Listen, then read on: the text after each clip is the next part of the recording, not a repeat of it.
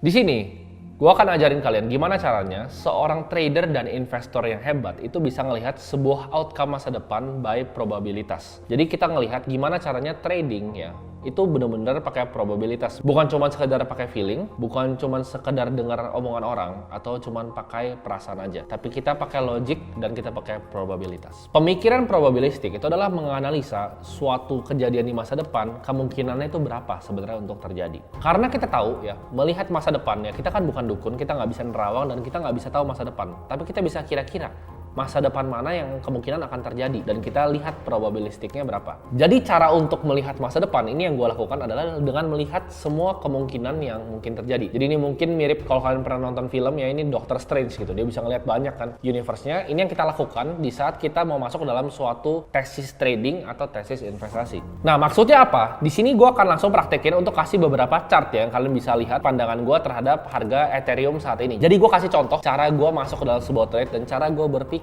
untuk melihat masa depan di sebuah chart. Kalian nggak usah pikirin memang gambarnya jelek, ini gue yang gambar sendiri. Ini adalah probability yang pertama, yaitu ini kalian lihat di case ini ETH itu menurut gue bakal bikin rally lagi ya, bakal bikin shoulder kayak zaman 2017 sebelum dia create new lows sampai ke 700. Terus habis itu akan long winter sampai 2025 ya. Itu adalah yang pertama. Dan kedua kalian lihat di sini sama ya, ini semua daily candle ya. ETH itu bakal cool off ya kan, cool off bakal turun, baru nanti terbang pelan-pelan habis halving. Yang ketiga ada black swan, misalnya Binance tiba-tiba meledak kan, Binance meledak, terus ada banyak digital currency group hancur ya kan, Grayscale Trust-nya hancur, tiba-tiba dia ada fake pump terus crash, hancur semua, bubar Ethereum ya kan.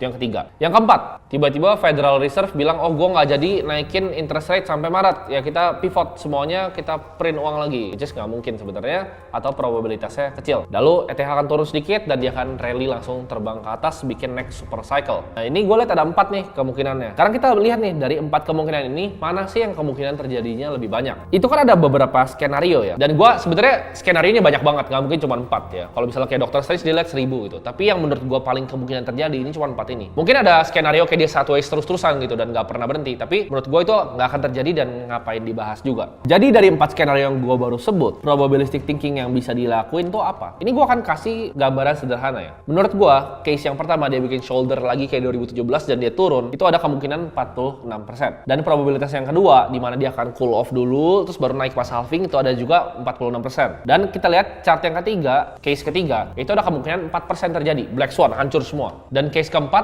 ada 4% lagi terjadi, oh dia naik langsung terbang tinggi ya. Jadi yang kemungkinan terjadi itu adalah yang 1 sama yang 2. Nah, kita kan udah evaluasi kemungkinan terjadinya itu gimana. Nah, kita baru mulai bikin trade plan kita. Apa yang kita mau lakuin nih? Jadi banyak orang, menurut gua blundernya di sini. Mereka cuma gambar satu chart, mereka nggak lihat banyak. Terus mereka percaya banget bahwa chart mereka akan kejadian. Kalau gua nggak, gua kan kira-kira bikin beberapa situasi dan gue baru hitung kemungkinan terjadi yang paling tinggi yang mana sampai yang paling rendah yang mana. Fungsinya untuk apa? Nanti gue akan kasih tahu. Mereka nggak bikin trade plan ya, langsung cuma main eksekusi aja trade-nya, main futures, main long aja, main short aja. Trade plan-nya itu kalian mesti bagi menjadi action ya. Jadi yang pertama bikin case-nya dulu, kayak tadi 1, 2, 3, 4. Yang kedua bikin, oh 1 mungkinnya berapa persen, 2 berapa persen, 3 berapa persen, 4 berapa persen. Next yang ketiga yang penting ini adalah bikin action plan-nya. Apa yang kita harus lakuin? Kita lihat, kalau misalnya trade plan yang terjadi yang nomor 1, action-nya simple ya. Kita beli pas low-nya, dia kan bakal bikin low lagi, naik bikin shoulder. Kita sell di shoulder ya sebelum turun, selesai. Gampang ya. Nomor 2, actionnya apa? Kita buy new lows-nya. Jadi begitu dia turun, kita buy new lows, mungkin kita cicil, kita dollar cost average, sampai dia naik ntar halving cycle lagi.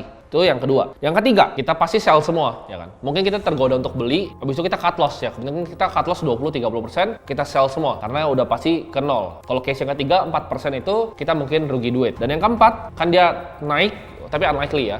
Dia naik langsung gitu, tinggal kita buy. Mau buy dimanapun, mau ngejar ke atas, terserah, karena dia akan bikin all time high lagi. Nah, jadi dari 4 itu, kita breakdown actionnya satu persatu. Chart yang pertama itu adalah actionnya adalah kita buy, ya kan? Kita cari new low, kita buy, kita jual di shoulder. Yang kedua, kita buy juga, karena dia akan turun dulu dan dia naik lagi. Jadi 1 buy, 2 buy.